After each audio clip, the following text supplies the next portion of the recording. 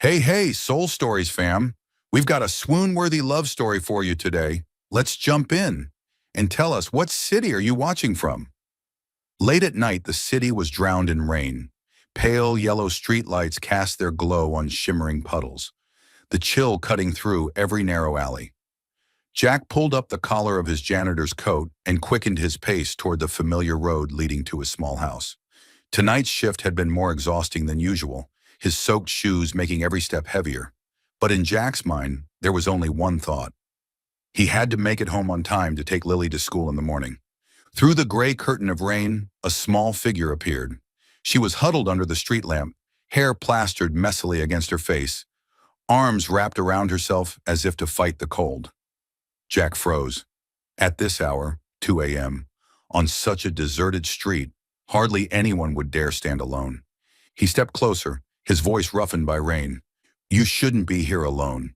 It's dangerous at this hour." The girl lifted her head, her damp eyes wary and tired. "I don't need anyone's pity, thank you." Her tone was firm, but her lips trembled and her shoulders shook.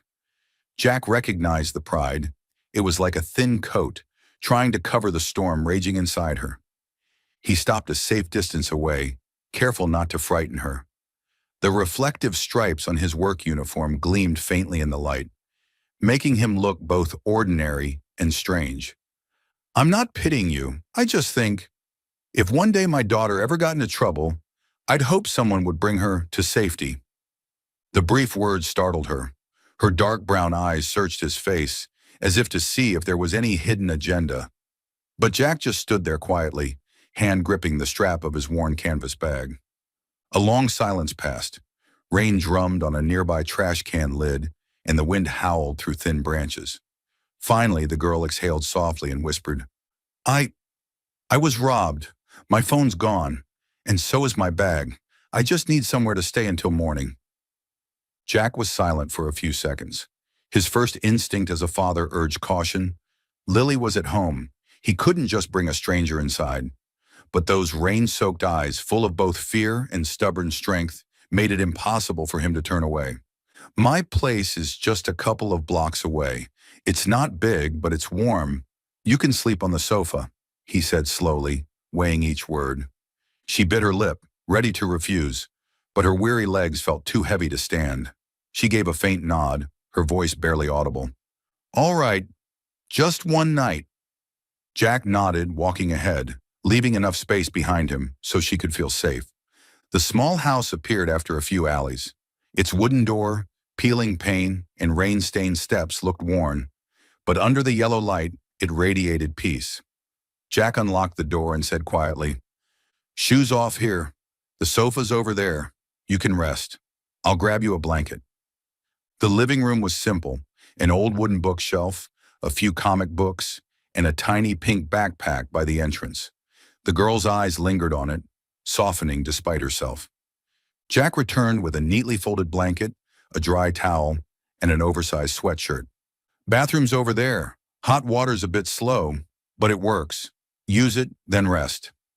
She accepted them, for the first time looking straight into his eyes. "Why? Why are you helping me? People don't usually help strangers in the middle of the night." Jack scratched the back of his head awkwardly. "Because you need it, that's all. And because I hope, if Lily ever gets lost one day, someone kind will bring her home." At the mention of his daughter, his voice softened, carrying the constant worry of a father. The girl lowered her head slightly, saying nothing more. While she was in the bathroom, Jack poured a cup of hot water from the microwave and placed it on the small table beside the sofa. He took pen and paper, carefully writing a few lines. "If you need to call someone, the landline is on the left wall. There are more blankets in the closet. Help yourself. Please keep quiet. My daughter wakes easily. Thank you." He slid the note under the cup, straightened the blanket neatly, and quietly went into the bedroom where Lily was sleeping soundly.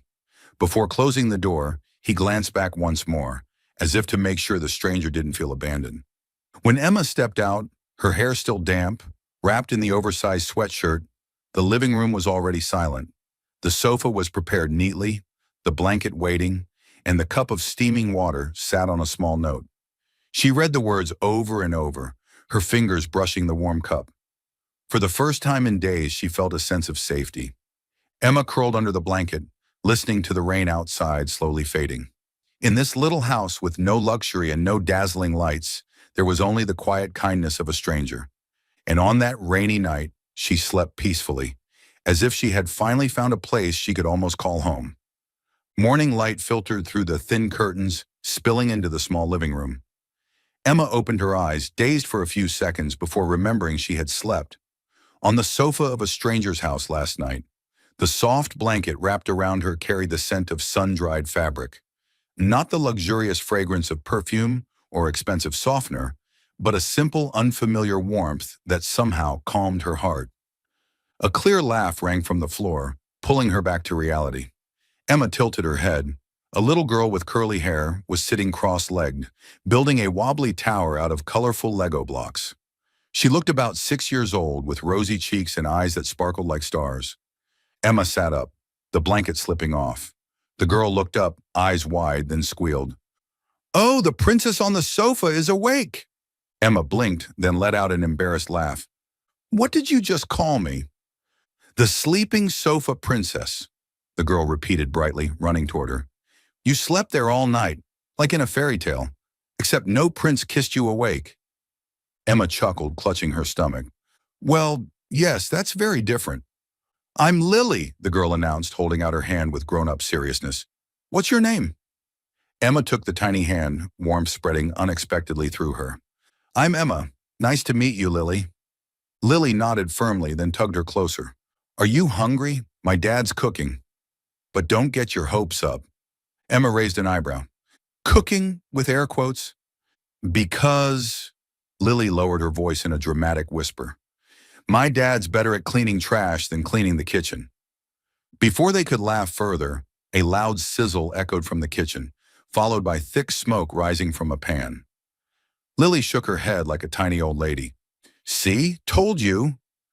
Emma burst out laughing and followed Lily into the kitchen. The kitchen scene was both comical and pitiful. Jack, still wearing a faded t-shirt and sweatpants, struggled to flip eggs in the pan. The yolks had burst, the whites were scorched, and smoke billowed everywhere. Beside him, 2 slices of bread were stuck in the toaster, already smelling burnt. "Dad, the smoke alarm's gonna go off." Lily coughed, hopping onto a chair to push open the window. Jack sighed, turning to see Emma standing at the doorway. Scratching his head awkwardly, he muttered, "I was trying to make breakfast, but this pan must have a grudge against me." Emma laughed, her cheeks flushed. She wasn't good at cooking herself, but seeing this, she couldn't just stand aside. "Let me try." Rolling up the sleeves of the oversized sweatshirt, she grabbed the pan. Jack stepped back, folding his arms with a skeptical look, as if watching a risky performance. Emma inhaled deeply and tried to flip the egg. The result, it slid straight off the pan, splattering on the floor, yolk spreading like a streak of bright paint. Emma's mouth fell open. Lily collapsed into laughter. "The princess can't cook either." Jack laughed aloud too. For the first time, the sternness faded from his face. "Well, at least I didn't drop it on the floor." Emma blushed, torn between embarrassment and laughter. In the smoke-filled kitchen, their laughter broke through the heaviness of the night before. Breakfast was finally crafted from 2 eggs with crispy burnt edges, half-charred toast, and some hastily sliced ham. Jack set it on the table as though it were a feast. Emma eyed the charred eggs doubtfully. "Is this actually edible?" Jack shrugged. "In this house, the rule is, if you can still chew it, it counts as breakfast." Lily cheerfully raised her fork, grinning widely. "I call it poor people's specialty." The remark made Emma laugh out loud, the first real laughter she'd had in days. She picked up a piece of egg, wrinkled her nose at the smoky taste, but ate it anyway. Jack pretended to watch her closely. "Well, worth a Michelin star?" "A Michelin star?" Emma tilted her head thoughtfully. If there's a category for charcoal eggs, you definitely win first prize." All 3 burst into laughter. Lily laughed so hard her milk nearly spilled, and Jack tapped her head lightly. "Eat properly or you'll choke." Emma wiped tears from her eyes, realizing her heart felt lighter, as if a weight had been lifted. In that small, smoky kitchen, among burnt eggs and charred bread, she found something she thought she had lost, the feeling of belonging to a family. After breakfast, Jack cleared the dishes while Lily ran off to fetch more Lego to show the sofa princess. Emma stood still, gazing around the small house. No crystal chandeliers, no long dining tables draped in white linen, but it was filled with laughter. She smiled softly, the first genuine, unforced smile after so many weary days. And in that moment, Emma understood. Sometimes happiness isn't found in grand banquets, but simply in a burnt breakfast, a few silly jokes, and the feeling of being accepted. The next morning, Jack wiped the sweat from his forehead after a long night shift. He glanced at Emma, who was helping Lily tie her shoelaces at the door, and hesitated for a moment. She was still a stranger, but the way she smiled at Lily, gentle, genuine, made it impossible for him to stay distant. "If you're planning to stay a few more days, you'll probably need a job," Jack said. Emma looked up, startled. "A job? I've never—" "My friend owns a laundromat on the corner. They're always short on help. It's not glamorous, but at least it'll put food on the table." Emma bit her lip, about to refuse. She had always been surrounded by luxury, never once needing to wash anyone's clothes. But then she looked down at Lily's tiny hand, waving up at her, and with a deep breath she nodded. "All right, I'll try." The laundromat was small, its walls stained with old soap residue, the air damp and thick with the smell of bleach and wet fabric. The owner, a plump woman with her hair in a bun, gave Emma a once-over before shoving an apron into her hands. "Jack's friend? Fine. Get to work. Don't expect detailed instructions." And just like that, Emma was thrown into a world of washing machines, dryers, and mountains of bedsheets. After an hour, her delicate hands were red and raw from the detergent. After 3 hours, her back felt like it was breaking. When it came time to fold the linens, Emma tried to make them neat, but each sheet puffed up awkwardly and came out lopsided. Panting, she bit her lip at the sight of her crooked creations stacked on the table. "I never thought folding towels could feel like an extreme sport," she muttered, wiping sweat from her forehead and glaring at the towering pile. A young coworker burst out laughing, while the owner simply grunted, "You'll get used to it. Around here, a well-folded towel is worth more than makeup." Emma pursed her lips, both embarrassed and amused. She was accustomed to fake flattery. Hearing blunt teasing instead felt oddly refreshing. By 6 o'clock, Emma dragged herself out of the laundromat. The evening breeze was cool, but her blistered feet made every step heavy. Her back ached, her hands burned, and her apron was still smeared with detergent stains. She thought of the days before, vast rooms with polished wooden floors, where a single bell would summon someone to clean. And yet, strangely, her heart didn't ache. Instead, there was a quiet sense of pride. At least today, she had earned her own living. When she got back to Jack's house, Emma collapsed onto the sofa, too drained to speak. Jack came out of the kitchen, noticed her reddened hands, and said nothing. He simply handed her a glass of water. She took it, offering a faint smile of thanks, though her eyes brimmed with exhausted tears. That night, Emma fell asleep almost instantly. While she slept, Jack quietly stepped out of the house for a while.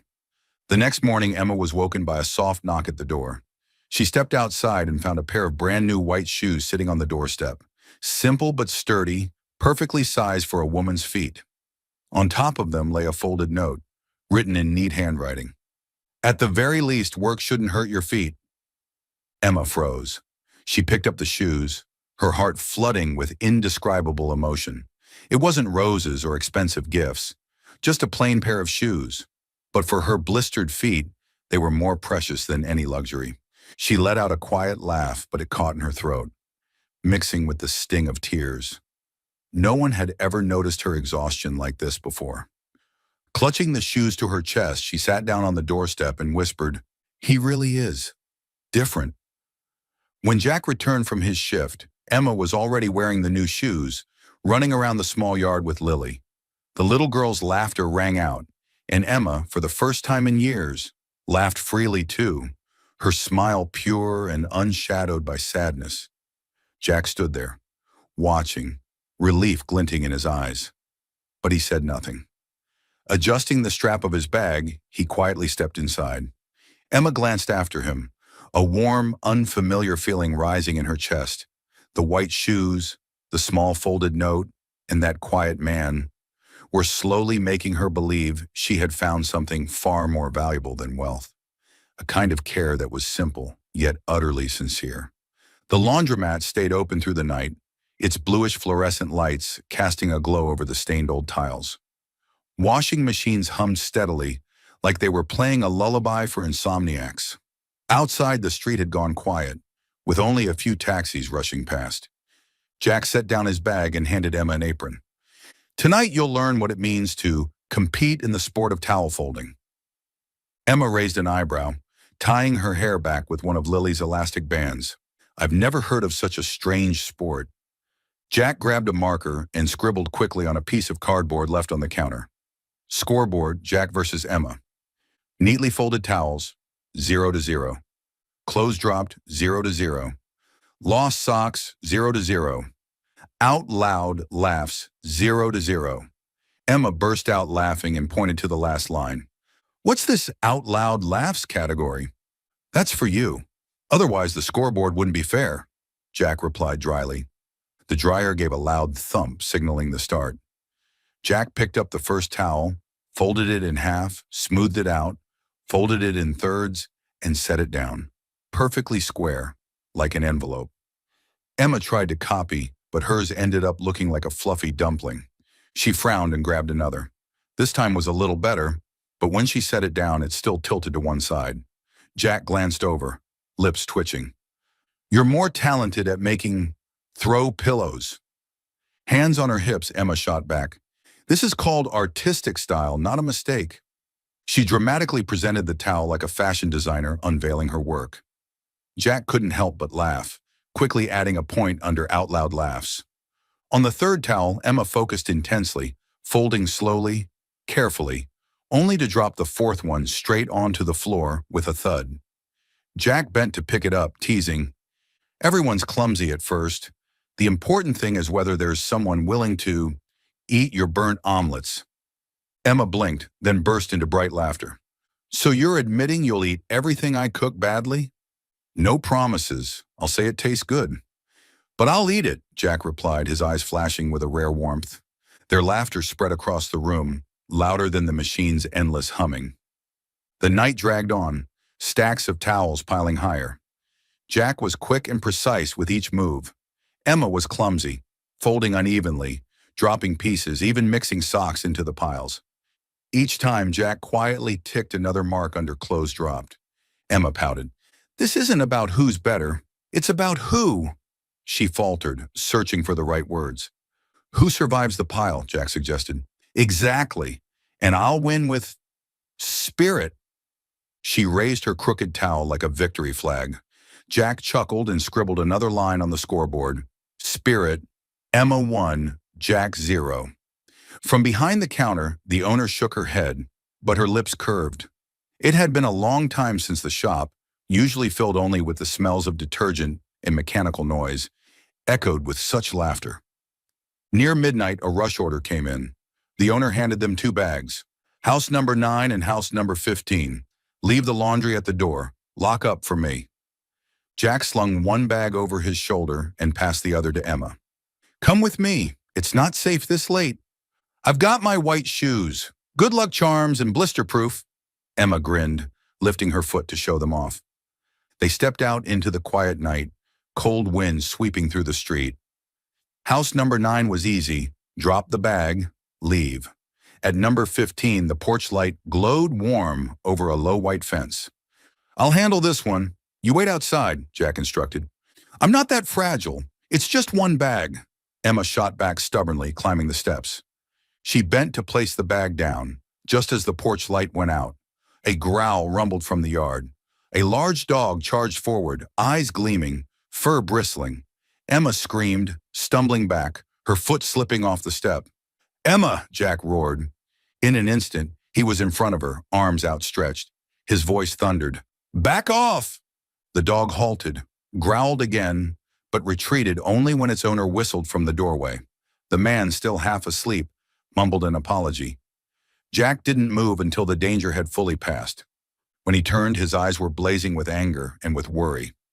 "I told you to wait!" Emma was still trembling, back pressed against the porch column. It was the first time she had seen Jack truly angry. But behind his anger, she sensed something else. Not irritation, but fear for her safety. "I just thought I could handle it," she whispered. "I don't care if you can handle it. What matters to me is that you come back safe," his voice rasped. Emma froze.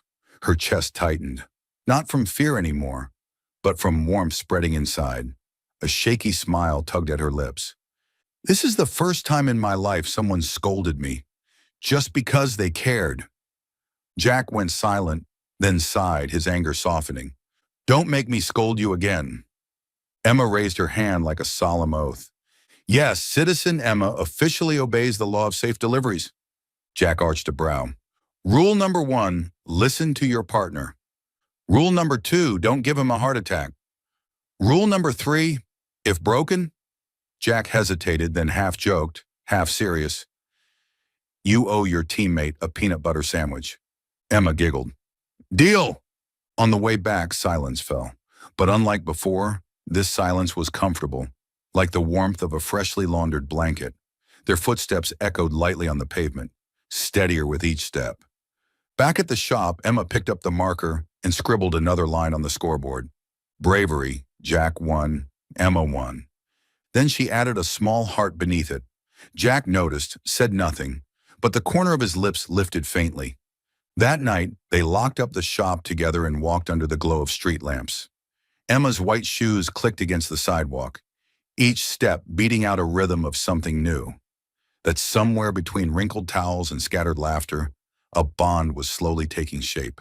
And Emma realized, sometimes tenderness doesn't come in roses or sweet words, but in a sharp scolding, a shield against the wind, and a look that says, "I care about you."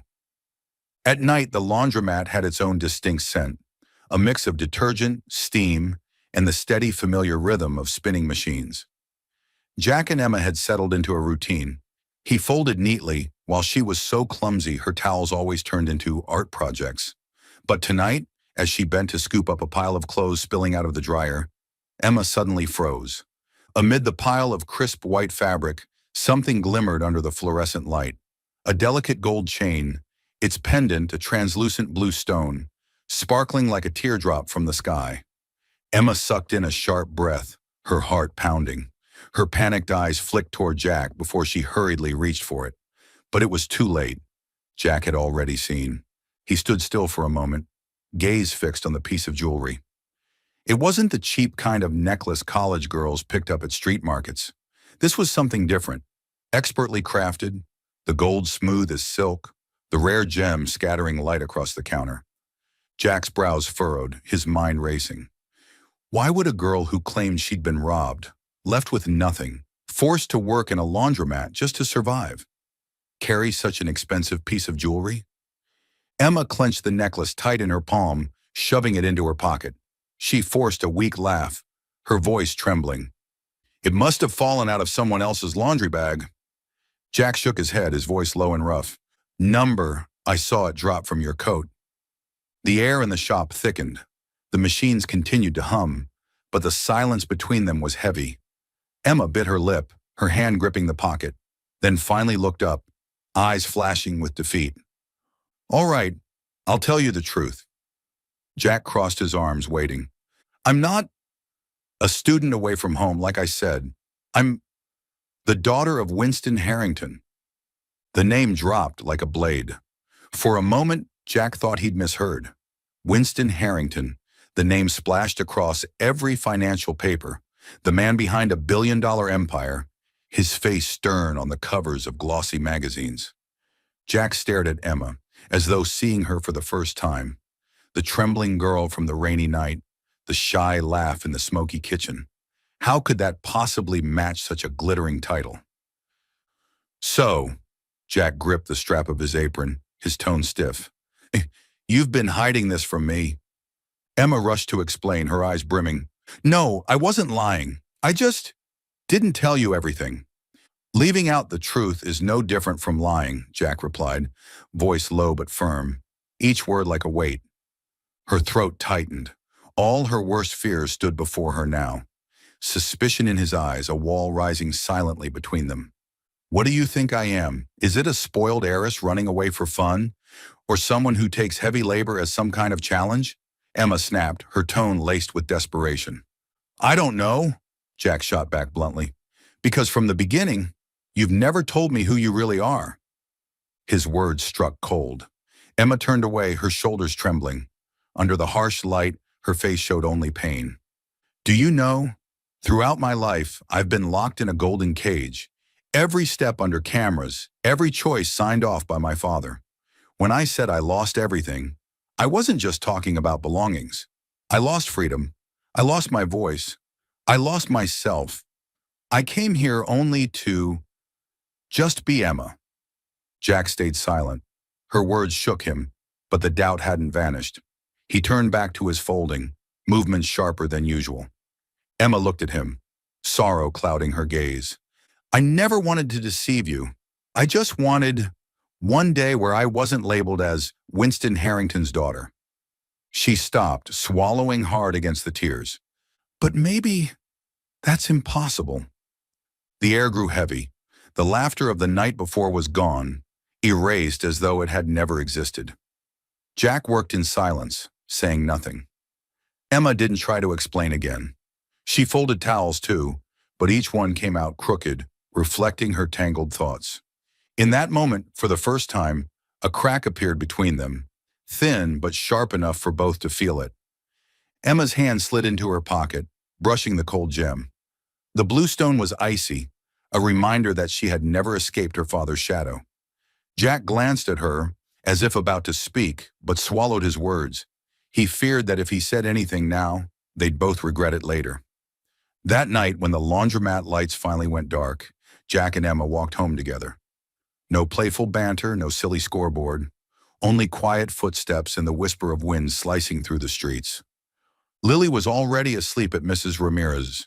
Jack offered a brief goodnight and turned back inside. Emma lingered on the porch, wanting to say thank you, but the words lodged in her throat. He only gave her a faint nod before closing the door, leaving her alone with the dark. Emma sat down on the step and opened her palm. The necklace gleamed in the night, like a tear caught in the light. She wondered, was it wrong to hide her past? Or was it wrong to hope to be seen as just an ordinary person? The cold wind wrapped around her, and for the first time, Emma felt loneliness return, even though she was still right in front of the very door she had begun to call home. In the days after the necklace incident, the air between Jack and Emma grew heavier. They still worked side by side in the laundromat, still shared simple dinners in the small kitchen, but laughter no longer filled the space the way it once had.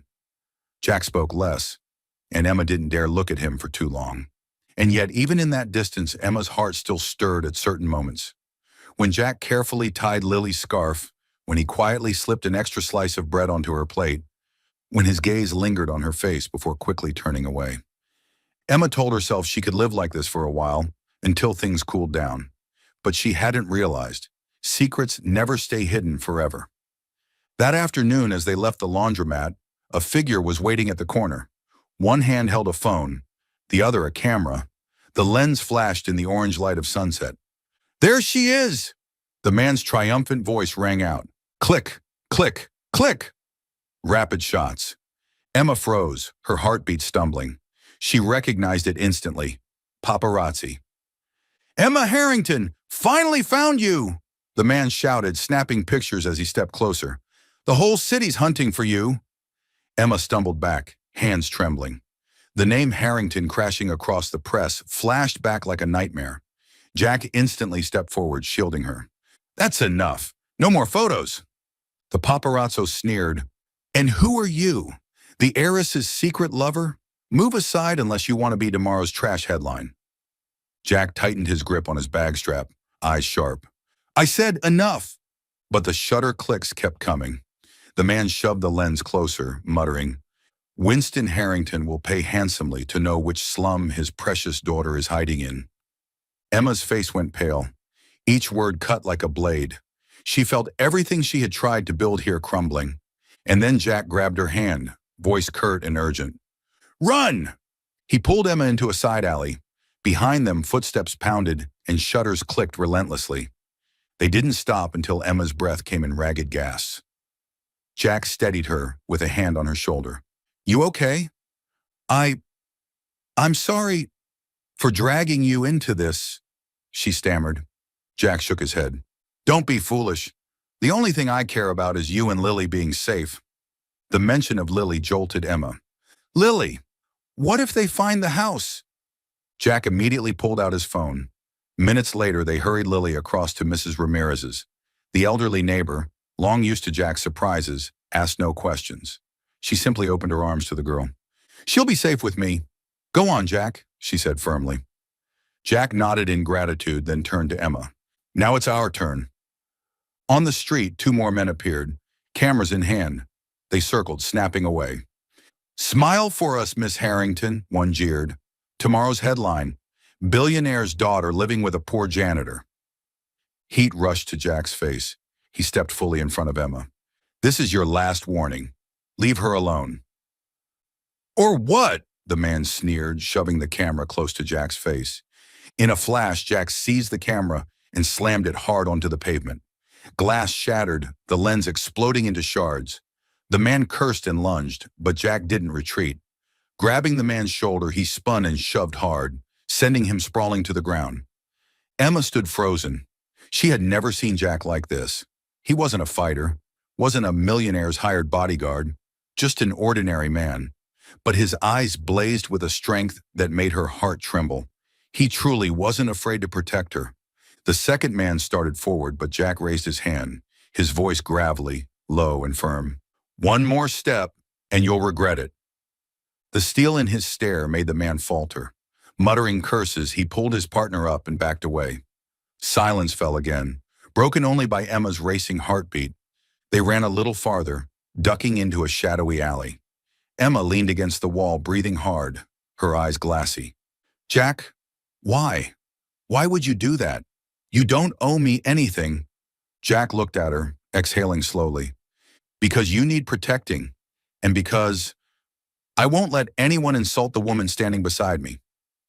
The words sliced through the ice around Emma's heart. Her vision blurred. All her life she had been Miss Harrington, a pawn in her father's empire. But now, someone saw her not as a name, but as a person worth shielding. A tearful laugh slipped out of her. This is the first time anyone's risked so much, just to stand by me. Jack turned slightly as though hiding his feelings. Come on, let's go home. We still need to check if Lily's sleeping well. On the walk back, Emma trailed behind him, her eyes fixed on his broad back. His shirt was worn, his shoulders damp with sweat, but his stride was steady, unshakable. He wasn't wealthy, didn't have bodyguards, and didn't wield power. But he had something none of those men would ever possess: courage and a sincere heart. And in that moment, Emma realized, it wasn't the glittering world she had left behind that moved her. It was this ordinary man, standing between her and the merciless world outside. Still following the story? If this story found you outside of Soul Stories, we invite you home, to where every touching tale begins with truth, hope, and heart. Just after dusk, the small street in front of Jack's house suddenly felt different. A long, sleek black car pulled up to the gate. Its headlights switched off, but its luxury alone silenced the entire neighborhood. Emma froze as the door opened.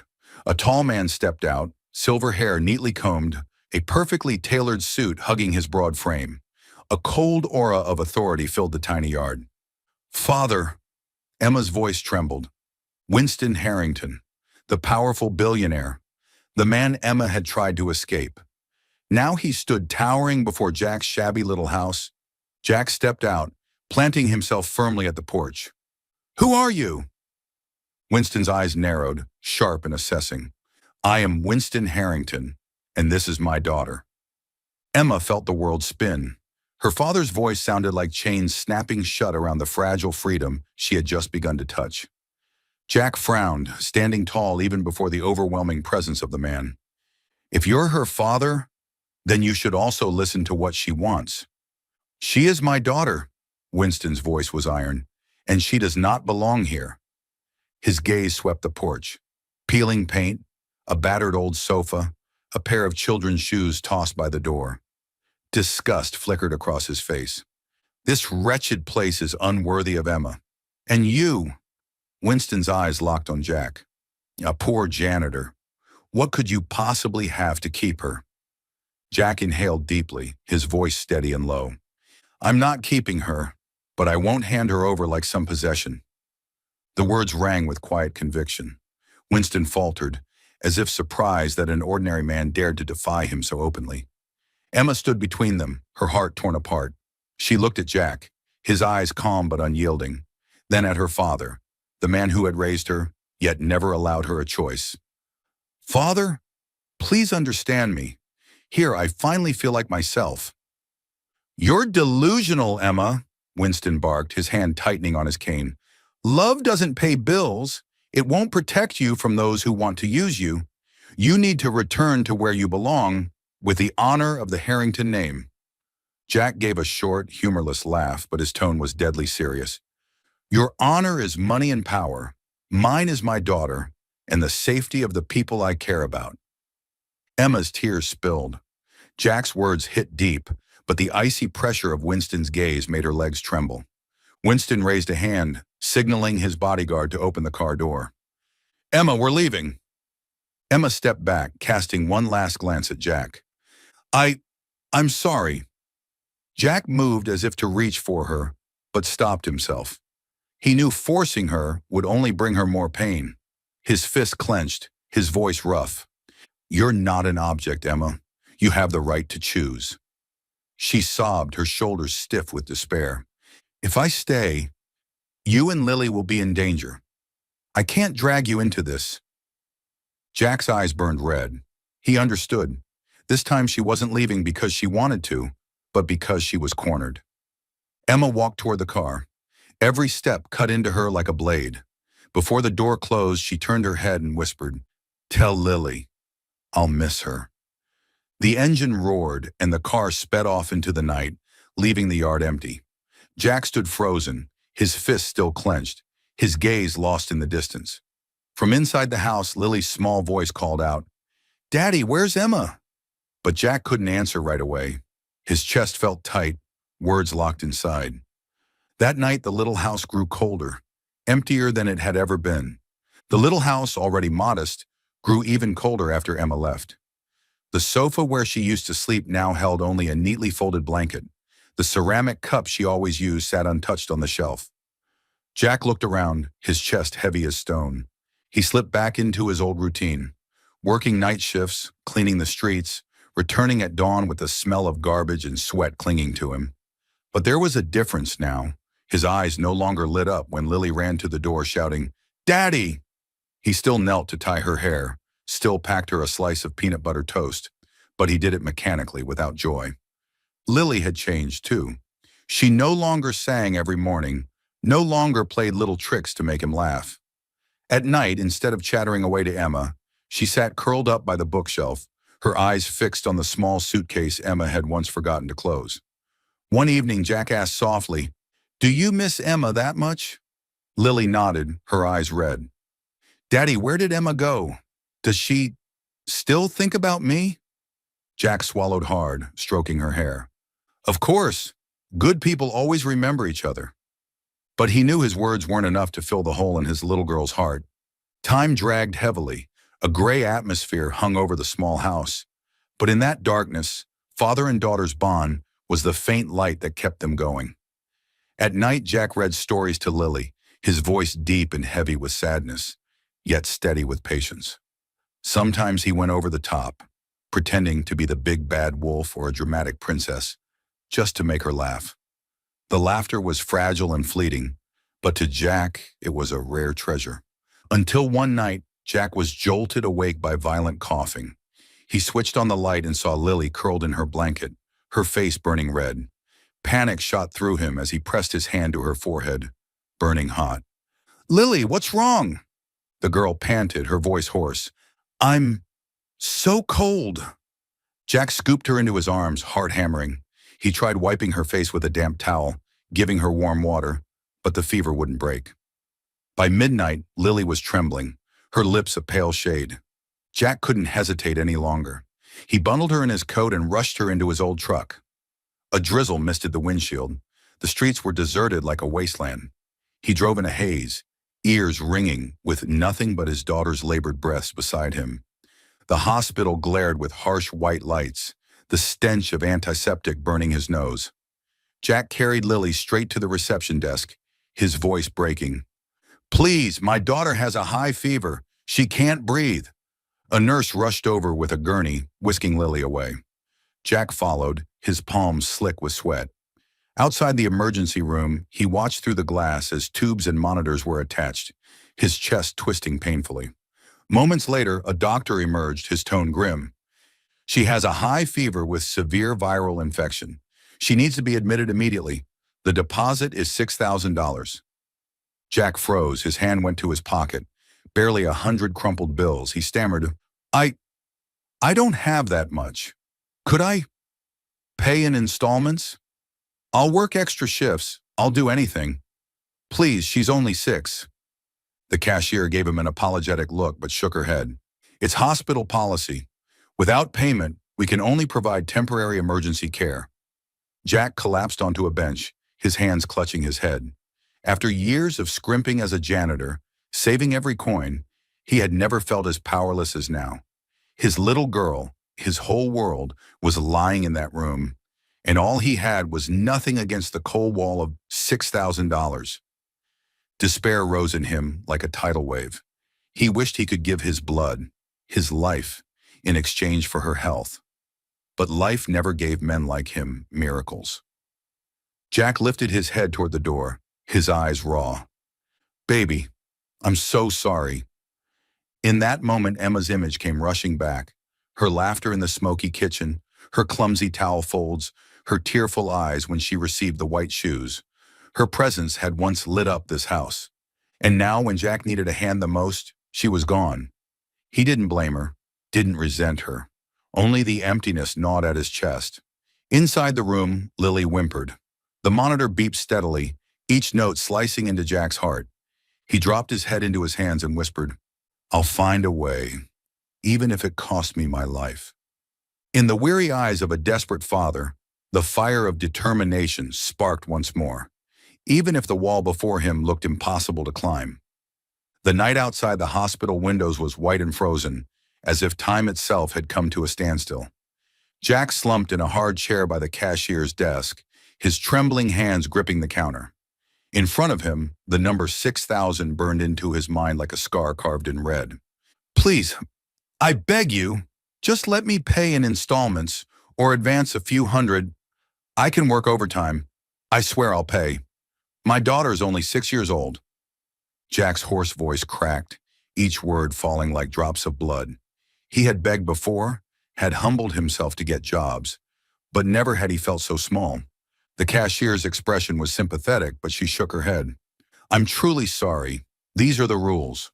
Without a deposit, we can only provide temporary emergency care, not long-term admission." It was like a punch to the chest. Jack turned toward the window of the emergency ward. Inside, Lily lay on a small bed, her face flushed with fever, curls plastered to her forehead. Her tiny arm trembled beneath the thin blanket. Jack's vision blurred. Tears spilled, soaking into his rough palms. He wanted to scream at the world, to tear apart every cruel rule, but all that came out was a whisper of despair. "Please save her. I beg you." At that moment, a woman's voice rang clear and firm. "I'll cover all the expenses." Jack jolted, lifting his head. Emma. She stood there in a long coat dotted with raindrops, her brown hair falling loose, her face pale but her eyes steady. In her hand, she held out a credit card, placing it firmly on the counter. "Deposit, fees, medication. Put everything on this." The corridor seemed to fall silent. The staff hurried to take the card, typing swiftly. Jack could hardly believe his eyes. He staggered to his feet, his legs unsteady. "Emma, why would you—" Emma turned to him, tears shining but her voice resolute. "Because the child needs saving, and because I want to be here." When Lily was moved into a private room, Jack sat by her bedside holding her tiny hand. The heart monitor beeped steadily, each sound tightening his chest. Emma came to sit in the chair beside him. She looked at Lily, her gaze tender, almost maternal. "She really looks like you," Emma whispered. "Stubborn but soft inside, the kind that makes people want to hold on tight." Jack turned, his eyes red. "You shouldn't have come back. You were free. I don't want to drag you into my mess." Emma met his gaze, speaking slowly. "You didn't drag me into this, Jack. I chose to come back." The words sliced through every self-blame Jack carried. He clutched Lily's small hand tighter, tears rolling down his cheeks. "Thank you. Thank you for coming back." Emma shook her head gently, resting her hand lightly on his. "Don't thank me. Neither of us owes the other. We're here, simply because we want to be." That night, Jack hardly left the bed. He wiped Lily's forehead, adjusted her blanket, and soothed her each time she whimpered. "Daddy's here. Don't be afraid." Emma sat quietly by, watching. The sight pierced her heart. This man, rough, poor, worn by labor, had a love so gentle and unwavering for his child, and Emma suddenly understood. It was this love that had anchored her from the very beginning. When Jack leaned down and whispered, "Daddy's sorry he didn't have the money right away," Emma had to turn her face away to hide her tears. As Lily's fever began to break, the doctor entered, speaking firmly. "She's responding well to the medication. We'll continue to monitor her for a few more days. You can rest a little easier." Jack nearly collapsed with relief. He clasped his hands together, thanking them over and over. Emma let out a shaky breath, though her heart ached at seeing him so drained. Out in the corridor, Jack leaned against the wall, burying his face in his hands. Emma stood beside him in silence for a moment before saying softly, "You don't have to carry this alone anymore. No matter what you think, I'm here." Jack lowered his hands, staring at her for a long moment. His eyes brimmed with emotions, helplessness, gratitude, and something like trust returning at last. "I don't understand why you do this for me. I have nothing." Emma gave a sad smile, answering quietly, "I once had everything, but I never had anyone who said, 'I'll stay,' even when I wasn't perfect. Now, I want to be that person for you." Jack couldn't find words. His throat locked tight. He only nodded, as if that was the only way to hold on to the unspoken promise between them. Night settled, the hospital room quiet. Lily slept soundly, her breathing even. Jack sat by her bed, head resting on the rail. Emma gently pulled a blanket over him, then leaned back in her chair. Under the pale glow of hospital lights, two people from different worlds sat together by a child's bedside, bound by worry, held by hope. And Emma realized her return wasn't out of pity. It was out of love. A love not yet named, but strong enough to pull her from her golden cage and bring her back to this small house, this calloused man, and a little girl with a smile as warm as sunlight. The Harrington estate blazed like a palace in the night. Marble walls gleamed cold. Rows of white columns stood rigid, and the sweeping staircase stretched upward as though ready to swallow anyone who dared step inside. Emma paused at the gate, drawing a deep breath. Memories of her childhood came flooding back. Lavish parties, camera flashes, constant reminders. You are a Harrington. Walk straight, hold your head high, never make mistakes. But tonight she hadn't come to be a flawless Harrington. She had come as Emma. The old butler bowed and opened the door, leading her into the grand hall. Winston Harrington sat at the head of the long table, clad in a sharp black suit, a glass of wine swirling before him. He lifted his eyes, sharp as blades, though faintly shadowed with fatigue. His voice carried its usual weight of authority. "At last, you've decided to come back." Emma stepped in, her shoes clicking lightly against the marble floor. She wasted no time. "I haven't come back. I've come to make myself clear." Winston set down his glass, the sharp clink echoing through the silence. "Clear about what? That you intend to tie your life to a poor janitor? Emma, you were born to inherit an empire, not to wash dirty linens beside some nobody." Emma pressed her lips together, then unexpectedly let out a quiet laugh. Do you know, Father, the first time I folded a towel, it came out so crooked, Jack laughed for 10 straight minutes. I'd never felt freer in my life. Freedom? Winston's brows furrowed. What freedom exists in poverty? Emma stepped closer, her eyes fierce with conviction. Freedom exists in love, Father. In the small things I never knew before. A burnt egg for breakfast, a pair of white shoes someone bought just so my feet wouldn't blister. The moment a man stood in front of me to protect me, knowing he might be struck down for it. Winston fell silent. His hand trembled faintly, but he tightened his grip on the wine glass to hide it. My daughter, you deserve so much more than that. You're wrong. Emma shook her head. I once had more than that. Castles, money, extravagant trips. But I never had a real family. Jack showed me what that means, with his calloused hands and his patient heart. Winston turned his face aside as though unwilling to meet her gaze. Do you not see? Everything I've done has been to protect you.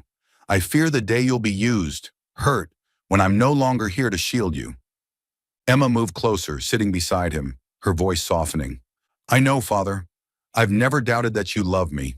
But love isn't building walls to lock me inside. Love is opening the door so I can choose where to walk. The room went still. The grandfather clock ticked, each beat heavy.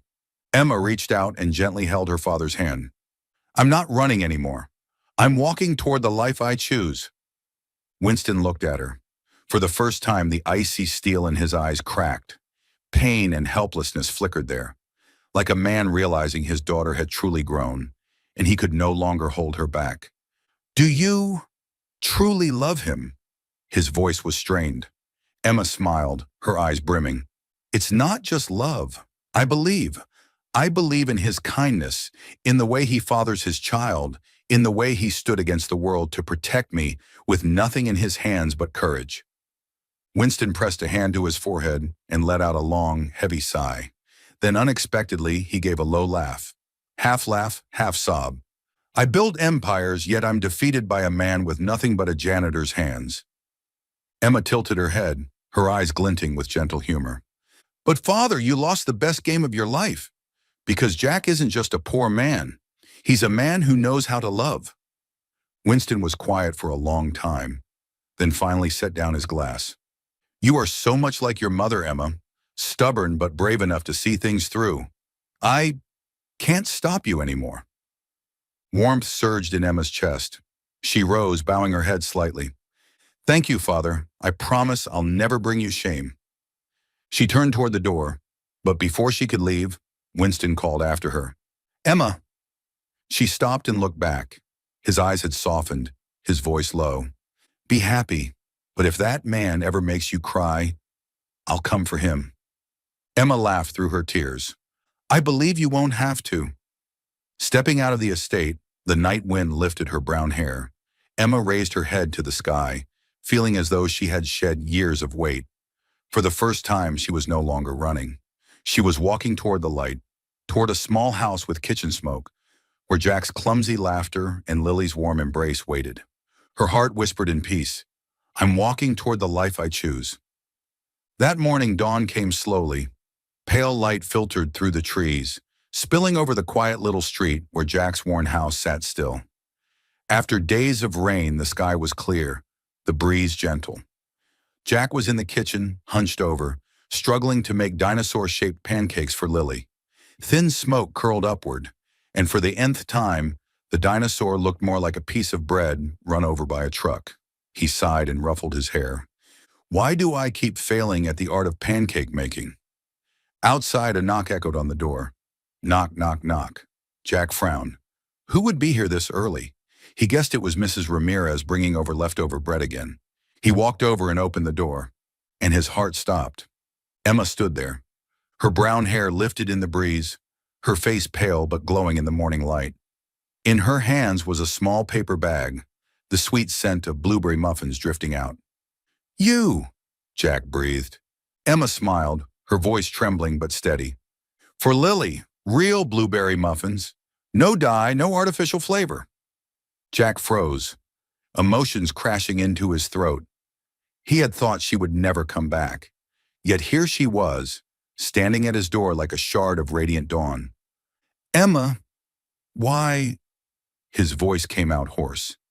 Emma lifted her gaze, her brown eyes steady. I didn't come to stay for just one night. I came to stay, if you'll have me. Jack's hand gripped the doorframe, uncertain. This house is small. There isn't much. Just an old sofa, a smoky kitchen, and me, just a janitor. Emma laughed softly, tears glimmering in her smile. I once had everything, Jack. Money, mansions, trips, galas. But I never had a family. And here, this is enough.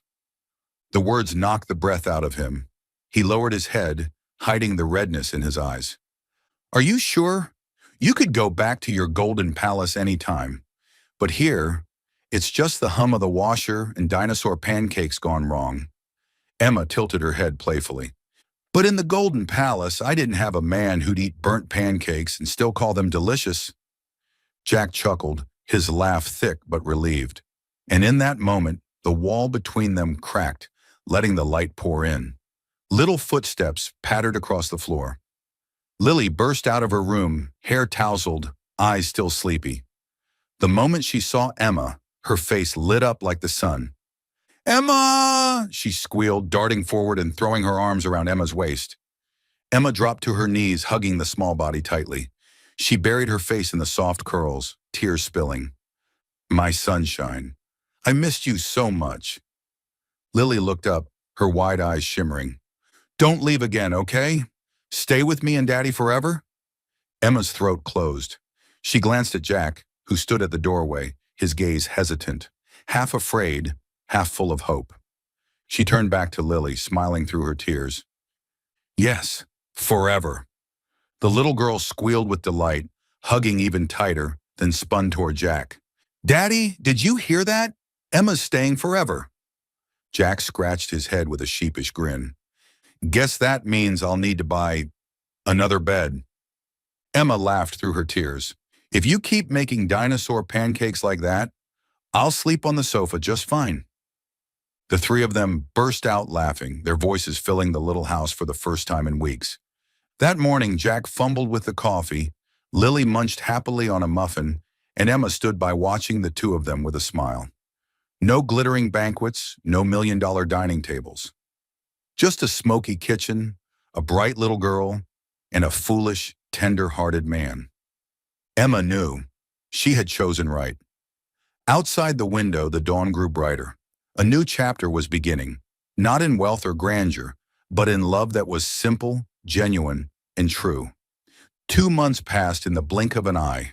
From a small house with a kitchen that always smelled of burnt pancakes, Jack, Emma, and Lily now had a new dream.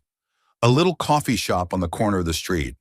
A wooden sign hung at the door, painted with handwritten words, Home Brew, Coffee and Muffins. The name had been Emma's idea. Jack only chuckled and said, Why not just call it burnt coffee?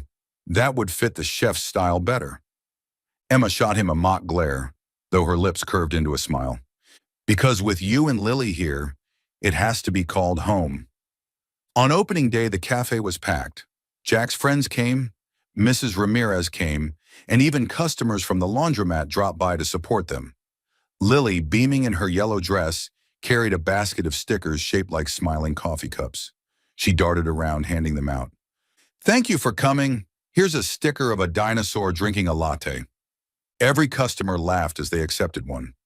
Meanwhile, Jack stood behind the counter, sleeves rolled, left hand stirring, right hand pouring coffee like a barista by accident. Emma stood in front, jotting down orders while laughing nervously from time to time. Is this drink even on the menu? Jack, can we make a caramel, double extra something latte? Jack raised his brows, shouting back, We only serve regular latte or burnt latte. Customers can pick. The whole shop erupted in laughter. Emma pretended to glare at him. Good thing you're handsome enough to make up for it. Jack shrugged. And you've got the charm to sell it. Lucky us, people are still lining up. Laughter and warmth filled the tiny cafe. What had once been just a dream now felt like the beating heart of a family. That afternoon, as the crowd began to thin, A luxury car stopped outside the shop. Emma froze. Winston Harrington stepped out, still in his expensive suit, but his eyes no longer sharp as steel. The cafe stirred with whispers. Jack set down his cup, wiped his hands on his apron, and stood tall. Lily looked curiously at the tall man, then bowed politely. "I'm Lily. Hello, sir." Winston's face flickered with surprise, then softened as he looked at her. "You're a good girl." Emma stepped forward, her voice gentle. "Father, you came."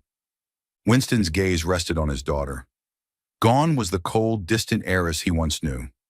Now she wore a flour-stained apron, her hair tied messily with strands falling loose, her face damp with sweat. Yet her smile was radiant, her eyes alive with joy. "I've never seen you."